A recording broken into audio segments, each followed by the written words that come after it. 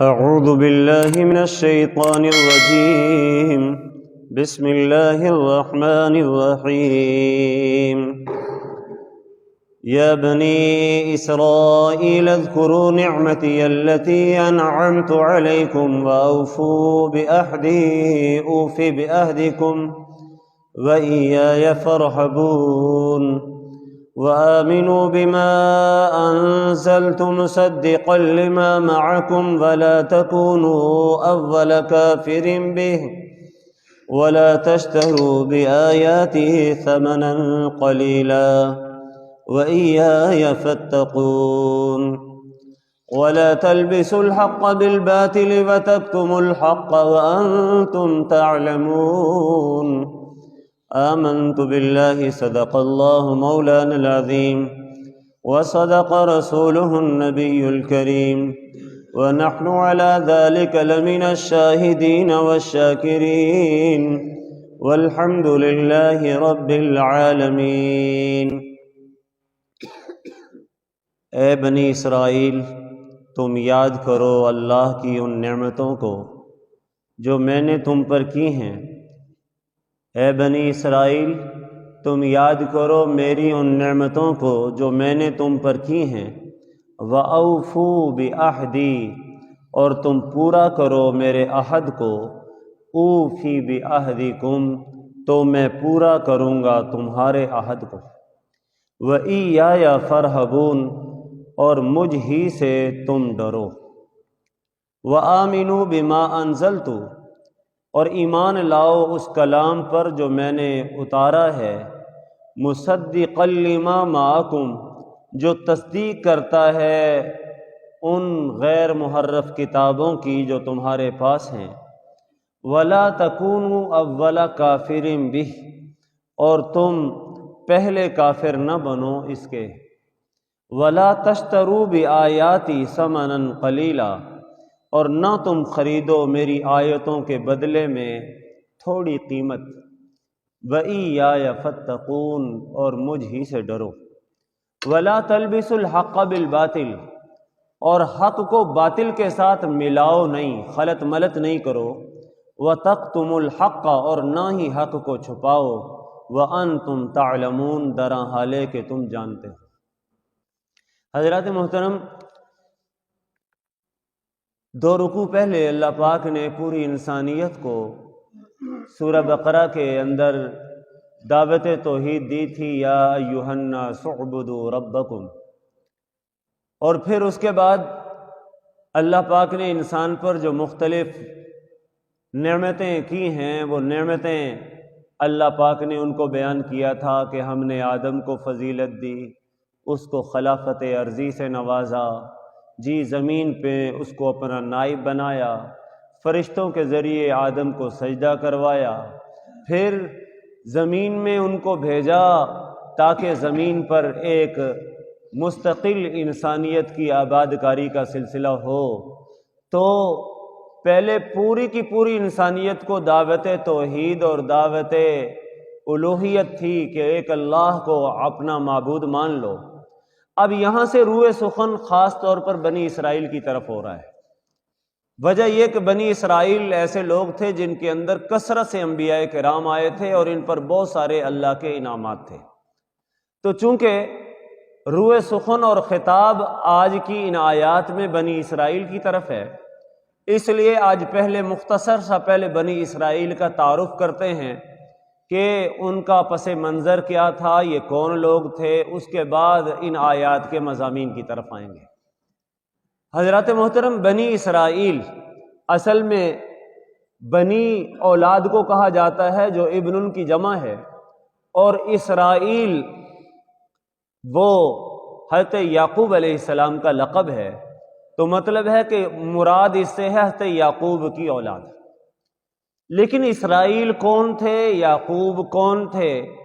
جی اس کے حوالے سے یہ سمجھ لیجئے کہ بنی اسرائیل میں بہت سارے انبیاء آئے، اور جناب رسول کریم صلی اللہ علیہ وسلم بنی اسماعیل میں آئے، اور ان دونوں جو خاندان تھے بنی اسرائیل اور بنی اسماعیل، ان کے اصل میں جد امجد حضرت ابراہیم علیہ السلام تھے۔ حضرت ابراہیم علیہ الصلوۃ والسلام کے 3 بیٹے تھے، ان میں سے پہلے بیٹے حضرت اسماعیل علیہ الصلوۃ والسلام، وہ حضرت ہاجرہ کے بطن سے تھے جی۔ دوسرے بیٹے حضرت سارہ سے تھے جن کا نام اسحاق تھا، اور تیسرے بیٹے وہ ایک غیر معروف گزرے ہیں، لیکن وہ تیسرے بیٹے ان کی تیسری بیوی سے تھے جن کا نام قطورہ تھا۔ تو حضرت ابراہیم علیہ الصلوۃ والسلام کے پہلے بیٹے اسماعیل کی اولاد میں سے جو بچے پیدا ہوئے، حضرت اسماعیل کے 12 بیٹے تھے، اس سے آگے 12 خاندان ہوئے، تو وہ سارے کے سارے بنی اسماعیل کہلائے۔ پھر دوسرے بیٹے حضرت اسحاق تھے، حضرت اسحاق کی اولاد میں حضرت یعقوب آئے، اور یعقوب کا لقب اسرائیل تھا، تو ان کی آگے جو نسل چلی ہے وہ بنی اسرائیل کہلائے۔ تیسری بیوی قطورہ تھی، اور قطورہ سے جو بیٹا پیدا ہوا اس سے آگے جو نسل چلی ہے وہ بنو قطورہ کہلائے، لیکن یہ ذرا زیادہ ان میں کوئی معروف آدمی پیدا نہیں ہوا۔ اب حضرت ابراہیم علیہ الصلوۃ والسلام کی معروف اولاد جو 2 صاحبزادوں سے چلی ہے وہ حضرت اسماعیل سے چلی ہے، حضرت اسحاق سے چلی ہے۔ پھر حضرت اسحاق علیہ الصلوۃ والسلام جو ہیں ان کو اللہ نے 2 بیٹے دیے تھے، ایک کا نام تھا عیس عین کے ساتھ، اور دوسرے کا نام تھا یعقوب، اور یہ دونوں جڑواں بھائی تھے، عیس اور یعقوب جڑواں بھائی تھے۔ لیکن حضرت جناب عیس جو تھے وہ تھوڑا سا پہلے پیدا ہوئے تھے، یعقوب بعد میں پیدا ہوئے، جیسے جڑواں بچے ہوتے ہی ہیں، ایک پہلے پیدا ہو گیا، ایک 10 منٹ بعد پیدا ہو گیا۔ تو عیس پہلے پیدا ہوئے، یعقوب بعد میں پیدا ہوئے، اور یعقوب یہیں سے معنی سمجھ میں آ گیا، یعقوب اصل میں عقب سے ہے، عقب کہتے ایڑی کو، پچھلے حصے کو، چنانچہ یعقوب بھی بعد میں پیدا ہوئے تھے، اور پیچھے سے یہ حضرت عیس کے پیچھے پیدا ہوئے، بعد میں پیدا ہوئے، اس لیے ان کو یعقوب کہا جانے لگا جی۔ اور عجیب بات ہے، حضرت عیس کو، یہ جو اسحاق تھے، ان کو اپنے بڑے بیٹے سے محبت تھی، عیس سے، ان کا بڑا خیال کرتے تھے، اور جو ان کی بیوی تھی اس بیوی کو یعقوب سے محبت تھی جی۔ ہوتا ہے نا بعض اوقات کہ جناب محبت کے پیمانے ذرا جدا ہوتے ہیں، ایک والدین میں سے ایک سے محبت کر رہا ہوتا ہے، دوسرا دوسرے سے محبت کر رہا ہوتا ہے۔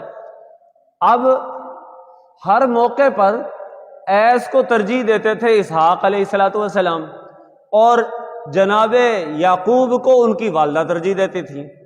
حضرت اسحاق کمزور ہو گئے، بوڑھے ہو گئے، بینائی کچھ کمزور ہو گئی، تو انہوں نے ایک مرتبہ اپنے بیٹے عیس سے کہا، تم کسی وقت میرے پاس آنا، میں تمہارے لیے خاص دعا کروں گا۔ ان کی بیوی کو پتہ چل گیا کہ اوہو عیس کے لیے دعا کریں گے، میں اپنے منع یعقوب کے لیے دعا کیوں نہ کرواؤں۔ انہوں نے یعقوب کو عیس کے کپڑے پہنوائے اور حضرت اسحاق کے پاس بھیج دیا، اور کہا کہ وہاں اونچی آواز میں نہ بولنا، نظر کچھ کمزور ہے، جب عیس کے کپڑے دیکھیں گے تو آپ کو عیس سمجھیں گے، تم کہہ دینا ابا جی میرے لیے دعا کر دو۔ اور بیوی جانتی تھی کہ میرے خامد اسحاق بڑے مستجاب الدعوات ہیں، بڑے مقبول عند اللہ ہیں، اللہ کے نبی ہیں، انہوں نے جو دعا کرنی ہے وہ قبول ہو جائے گی۔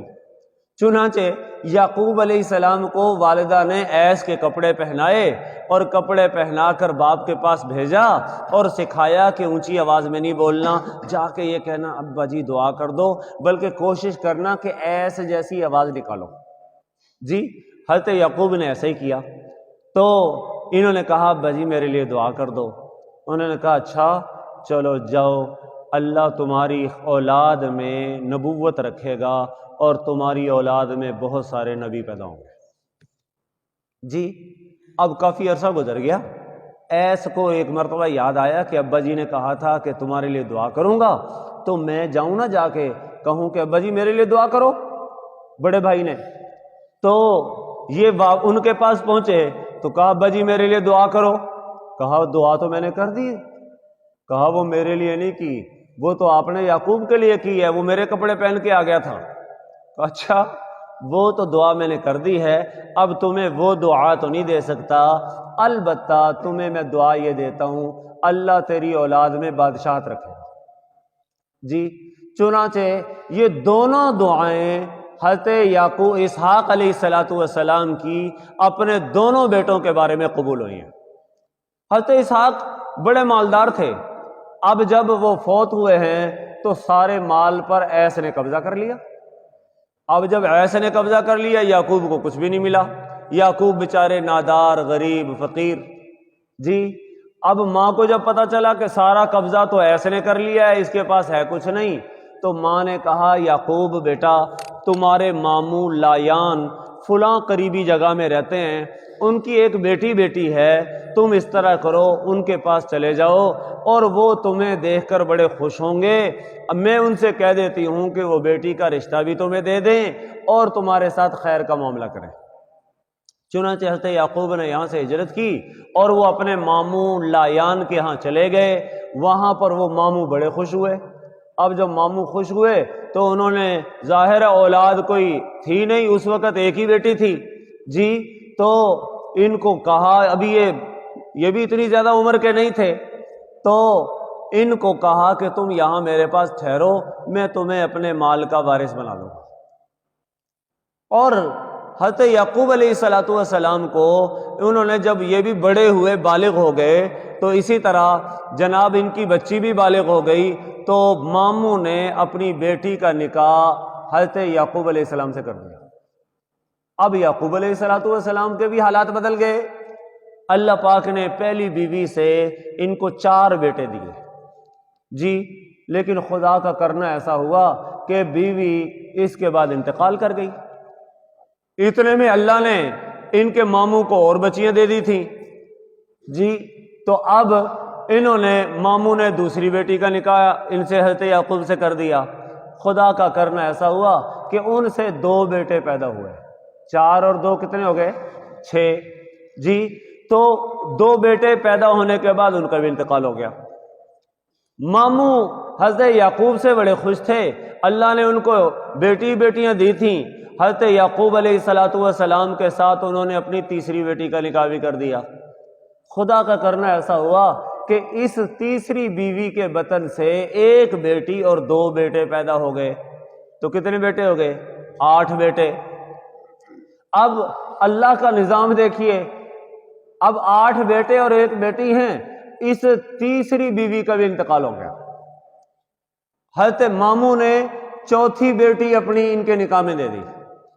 اب چوتھی بیٹی نکاح دی تو اتنے میں ان کو حکم ہوا کہ تم یہاں سے ہجرت، 40 سال ان کی عمر ہو گئی تھی حضرت یعقوب علیہ السلام کی، اللہ نے ان کو نبوت عطا کی، اور نبوت عطا کرنے کے بعد حکم فرمایا تم کنعان چلے جاؤ، اور کنعان یہ وہ علاقہ ہے جو آج کا فلسطین ہے۔ جی حضرت یعقوب علیہ السلام نے اپنے ماموں سے عرض کیا کہ ماموں جان مجھے تو اللہ نے نبوت عطا کر دی ہے اور حکم یہ دیا ہے کہ جناب تم کنعان جاؤ۔ کہا بیٹا تمہاری جدائی کا صدمہ تو ہوگا، لیکن ظاہر اللہ کا حکم مقدم ہے، کوئی بات نہیں، تم ہجرت کر کے وہاں چلے جاؤ، لیکن ویسے ہی نہیں جانے دوں گا۔ ان کو اعزاز میں 500 گھوڑے دیے، جی 500 گائے دی، 500 خچر دیے، اور اسی طرح 500 بکریاں دی، اور اسی طرح خدمت کے لیے کچھ اور غلام دیے۔ حضرت یعقوب علیہ السلام اپنے 8 بیٹوں، 1 بیٹی اور ایک چوتھی بیوی کے ساتھ ہجرت کر کے کنعان آ گئے۔ اب جب کنعان میں آئے ہیں تو حضرت یعقوب علیہ السلام کو اللہ نے اس چوتھی بیوی سے 2 بیٹے اور دے دیے، جن کا نام یوسف اور بنیامین تھا۔ یہ ہیں حضرت یوسف علیہ السلام، یہ چوتھی بیوی سے، چوتھی بیوی کا نام تھا راحیل۔ جی اب یہ جو پیدا ہوئے ہیں تو خدا کا نظام آگے دیکھیے، یہ چوتھی بیوی کا بھی انتقال ہو گیا۔ ماموں کو جب پتہ چلا تو اب آخری بیٹی تھی ان کی 5ویں، تو اس 5ویں بیٹی کا نکاح بھی حضرت یعقوب سے کر دیا۔ اور اس مالک کا نظام دیکھیے، اللہ نے ان سے 2 بیٹے اور دیے، اور پھر یہ انہوں نے حضرت یعقوب کے باقی بچوں کی پرورش کی ہے۔ تو 12 بیٹے حضرت یعقوب علیہ السلام کے تھے، اور 12 بیٹوں میں سے ظاہر ہے ساتھ ایک بیٹی تھی، اور یہ 5 بیویوں کی اولاد تھے۔ یکے بعد دیگرے فوت ہوتی گئیں۔ حضرت یعقوب علیہ السلام کو حق تعالی جل مجدہ نے یہ 12 بیٹے عطا کیے۔ اچھا، اور مزیداری کی بات ہے کہ حضرت یعقوب علیہ السلام کو اللہ نے جسمانی حوالے سے بڑا مضبوط بنایا تھا۔ ان کے والد حضرت اسحاق نے ان کی جو حالانکہ عمر اس وقت تھوڑی تھی، 12-13 سال تھی، انہوں نے حضرت اسحاق علیہ السلام نے ان کو اپنے گھر کے باہر پیرے پہ کھڑا کیا ہوتا تھا رات کو کہ بیٹا تم نے کسی غیر کو آنے نہیں دینا، میری عبادت کا وقت ہوتا ہے، تو کوئی ایسے ہی آ کر میرے معاملات کو خراب نہ کرے۔ تو ایک دن حضرت اسحاق باہر نکلے تو یعقوب علیہ السلام کے پاس ایک فرشتہ آیا، اور وہ فرشتہ کہتا ہے میں نے اسحاق سے ملنا ہے۔ حضرت یعقوب ڈٹ گئے، جھگڑ رہے تھے، نہیں میں نہیں جانے دوں گا، ابا جی نے منع کیا ہے۔ وہ کہتا ہے اللہ کے ولی مجھے ضروری کام ہے، میں اللہ کا پیغام لے کر۔ کہتے ہیں نہیں، میرے ابا جی عبادت کر رہے ہیں، میں نہیں جانے دوں گا۔ حضرت اسحاق باہر آئے تو بڑے خوش ہوئے اور فرمایا بھائی بیٹا تم ڈیوٹی صحیح ادا کر رہے ہو۔ فرشتے نے پوچھا نام کیا ہے؟ کہا جی یعقوب۔ اس نے کہا یعقوب نام نہیں ہے، یہ تو اسرائیل ہیں۔ اسرائیل کا معنی کیا؟ اسرا سریانی زبان میں عبد کو کہتے ہیں، اور ایل کا معنی ہے اللہ، تو مطلب ہے عبد اللہ، یہ اللہ کے بندے ہیں۔ تو حضرت یعقوب علیہ السلام کا لقب اسرائیل بھی تھا، اور اسرائیل کی ان کے آگے 12 بیٹے پیدا ہوئے۔ 12 بیٹوں سے آگے خاندان چلے جی، 12 خاندان اور 12 قبیلے تھے، اور ان 12 قبیلوں میں اللہ نے حضرت اسرائیل یعنی یعقوب علیہ السلام کی اولاد میں 4000 نبی پیدا کیے۔ وہ دعا تھی نا حضرت اسحاق کی کہ اللہ تیری نبوت میں، تیری اولاد میں نبوت رکھے گا، وہ پوری ہوئی۔ پھر خدا کا کرنا ایسا ہوا کہ ان کے جو یعقوب کے بڑے بھائی تھے ایس، ان کے بارے میں بھی ان کا دل بھی پلٹا۔ ایک مرتبہ حضرت یعقوب کسی وہ دعوتی سفر پہ جا رہے تھے، ان کا بڑا بھائی ایس ملا، کہنے لگا بھائی مجھ سے تجھ پر زیادتی ہوئی ہے جی، میرے ساتھ اللہ کے خیر کا معاملہ جی، میں اللہ سے تم سے بھی معافی مانگتا ہوں، اللہ سے بھی معافی چاہتا ہوں۔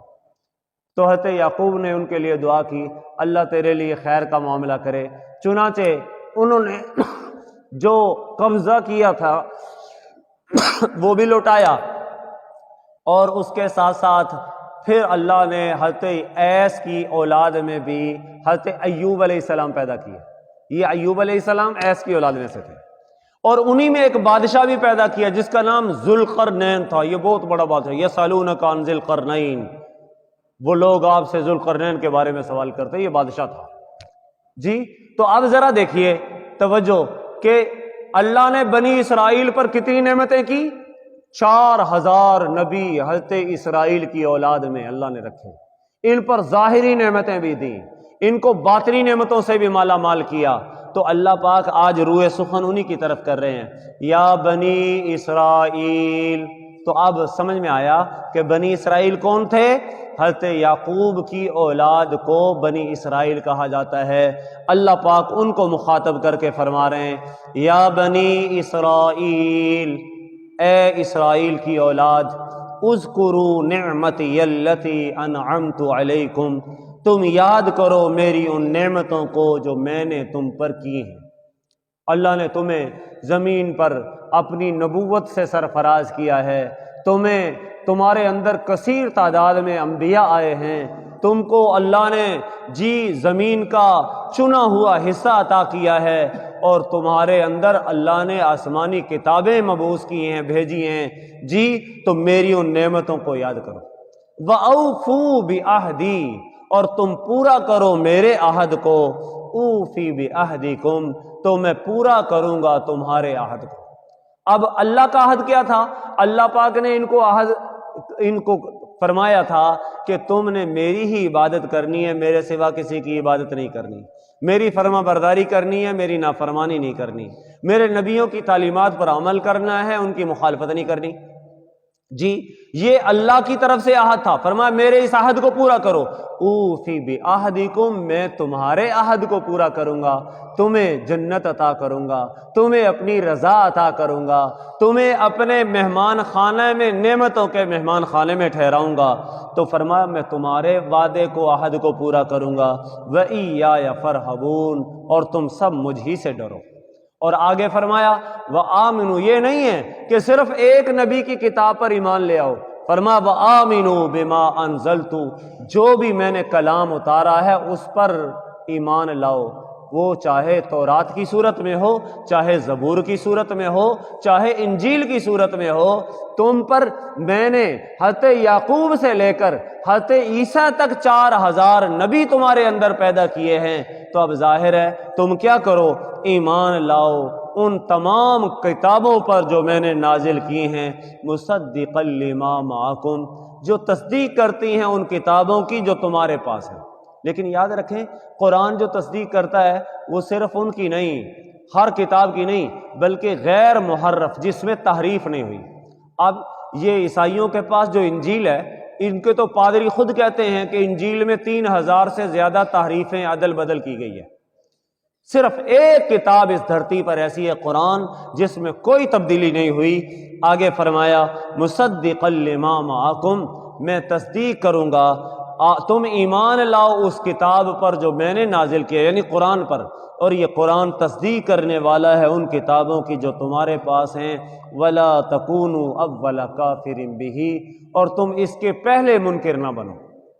مطلب کیا ہے؟ اس کا پہلا انکار تو قرآن کا مکہ کے مشرکین نے کیا تھا، ان کو کیوں، یہ تو مدینہ کے یہودیوں سے خطاب ہو رہا ہے، تو ان کو کیوں کہا جا رہا ہے اس کے پہلے منکر نہ بنو؟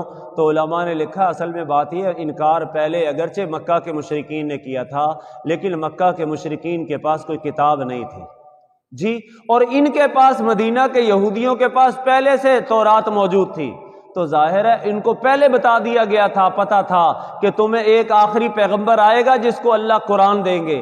تو اب اگر یہودی اس کتاب کا انکار کرتے ہیں تو وہ ظاہر ہے سب سے پہلے منکر یہ ہوئے، کیونکہ سب سے پہلے قرآن کے قرآن ہونے کا علم ان کو تھا جی۔ یا بعض نے کہا کہ مطلب یہ ہے پہلے منکر نہ بنو، اس کا دوسرا مطلب یہ ہے کہ بھئی تم اس کا انکار نہ کرو، ورنہ آگے تمہاری نسلیں بھی انکار کریں گی، اب جب بعد والی نسلیں انکار کریں گی تو تم پہلے انکار کرنے والے بنو گے۔